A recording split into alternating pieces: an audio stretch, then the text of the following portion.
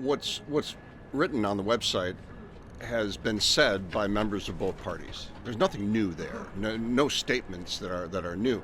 It's new for the State Department to say that. So you have to ask yourself the question: why is the State Department saying that?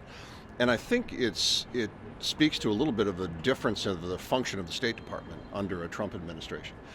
Historically, the State Department has been used to facilitate diplomacy, and under a Trump administration, like many other agencies, there to facilitate a deal.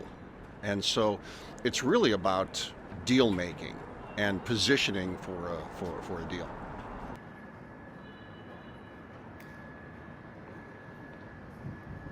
I think if you read the entire kind of the long form version of what they say on Taiwan, there still is a fundamental commitment to the one China policy. We do not support any change in the status quo, blah, blah, blah. So by itself, not having that statement, I don't think changes that point of view.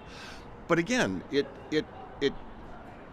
throws the other side off, right? It puts them on the back foot, or they're not quite sure which foot to stand on. And that, in President Trump's point of view, is a good thing. That's a good environment to go and try to make a deal of some kind, or at least have an advantage in any kind of communications with the other side.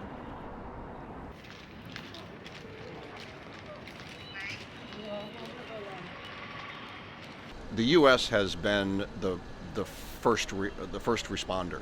They've been the one to do something, and China has always reacted.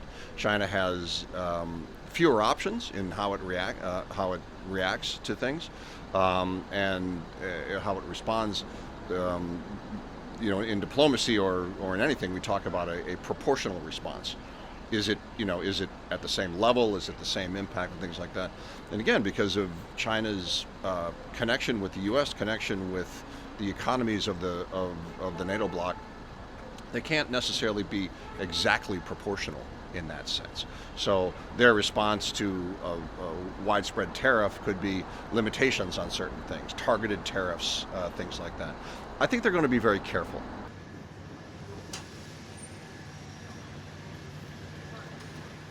Under the first Trump administration, that was the first time that the U.S. and China traded this tough talk.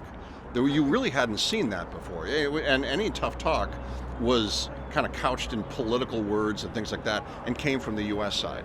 You didn't see the China side kind of coming back, and that whole Zhanlang, wolf warrior kind of mentality and rhetoric that started coming up from the China side at that time. That was brand new. So again, we're kind of working without a script and without a net here to try to understand where this is going.